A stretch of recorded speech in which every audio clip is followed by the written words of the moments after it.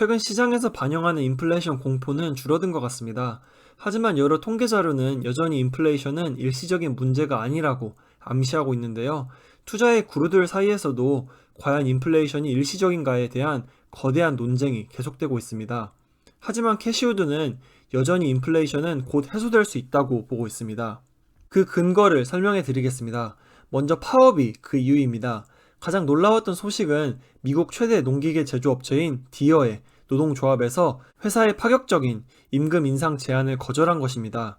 임금의 23%를 올려주고 그 뒤 남은 계약기간 임금을 5% 인상해주는 미국 역사상 유례가 없는 파격적인 임금 인상이었는데도 불구하고 노동조합에서는 이를 거절한 것입니다.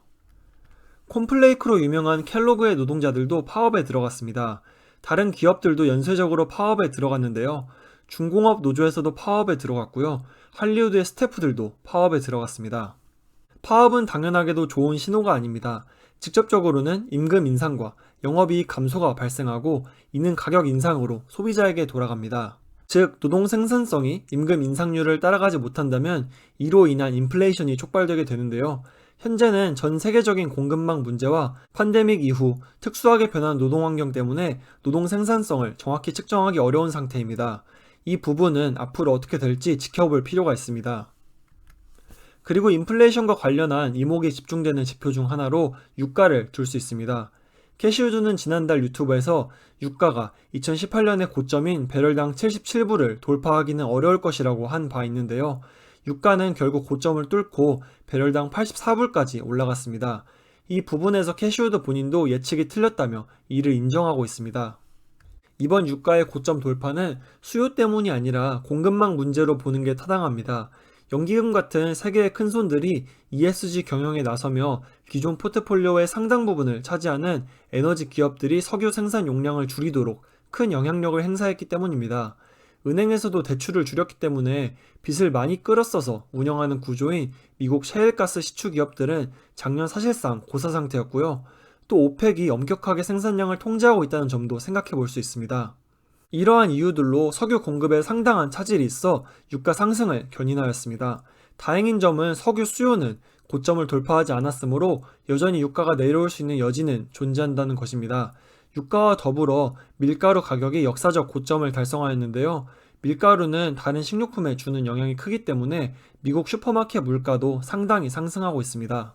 다시 정리하자면 미국 노동자들의 파업과 노동 생산성이 따라가지 못하는 임금 인상, 에너지와 식품 가격의 핵심인 석유와 밀가루 가격이 역사적 고점을 찍은 것 등이 인플레이션이 일시적이지 않을 것이라고 예측하는 근거가 됩니다.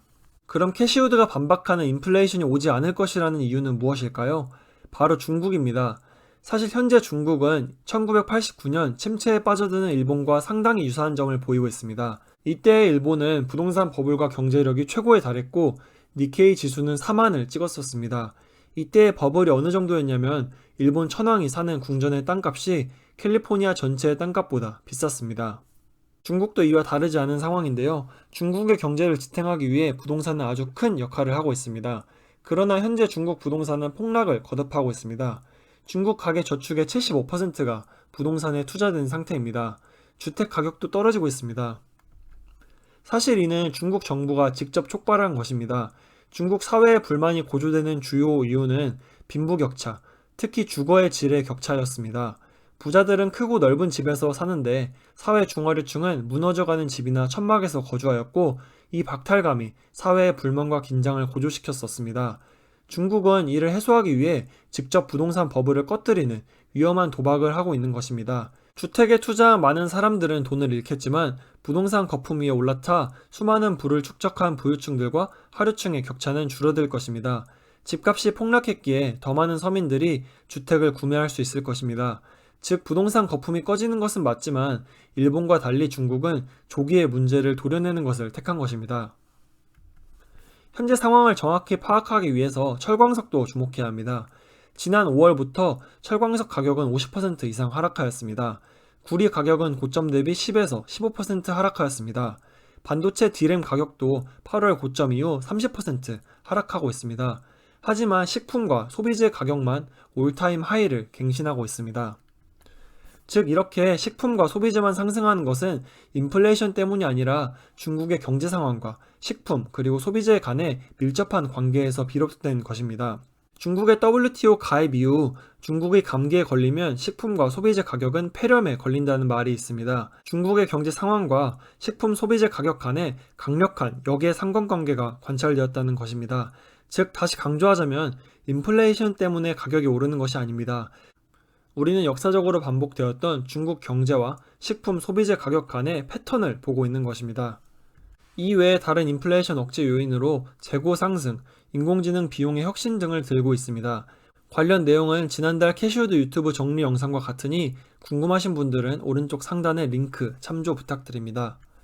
그렇다면 인플레이션에 대해 시장에서는 어떻게 예측하고 있을까요? 에너지 섹터가 평균 54%, 금융 섹터가 평균 35%로 크게 상승하였습니다. 이는 전통적으로 인플레이션을 방어할 수 있는 섹터입니다. 많이 상승했던 다른 섹터로는 부동산과 소비재 섹터가 있습니다.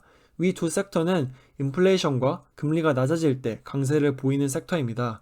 즉 주식시장에서도 인플레이션에 대해서 일치된 방향 없이 혼란스러워하는 모습을 보이고 있습니다. 국채시장은 어떨까요? 국채시장에서는 10년물 국채 금리가 1.5% 미만을 확실히 지켜주면서 인플레이션이 오지 않는다고 보고 있습니다. 더불어 달러는 상승하면서 강력한 인플레이션 저지 요인이 되고 있습니다. 반대로 인플레이션 해지 수단으로 떠오른 비트코인은 계속해서 상승하고 있습니다. 이는 암호화폐 투자자들은 인플레이션이 온다에 베팅하고 있다는 뜻입니다.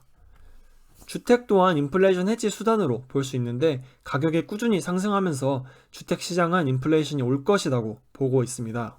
각 시장의 참여자들이 인플레이션을 어떻게 예측하고 있는지에 대해 정리하면 위와 같습니다. 오늘은 내용이 좀 어려웠는데요.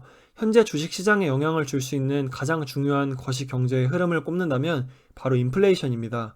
그렇기에 인플레이션이 진짜 오냐, 안 오냐에 대해 수많은 논쟁이 촉발되고 있습니다. 사실 통계적 사실이라고 하더라도 어떻게 보면 인플레이션이 온다고 해석을 할 수 있고 어떻게 본다면 인플레이션이 안 온다고 해석을 할 수 있는데요. 저 개인적으로는 여전히 인플레이션이 일시적이라고 보고 있습니다. 과연 어떻게 될지 이번 캐시우드 세미나도 굉장히 내용이 알찼습니다. 여러분에게도 투자 결정에 많은 도움이 되셨으면 좋겠습니다. 오늘도 들어주셔서 감사합니다.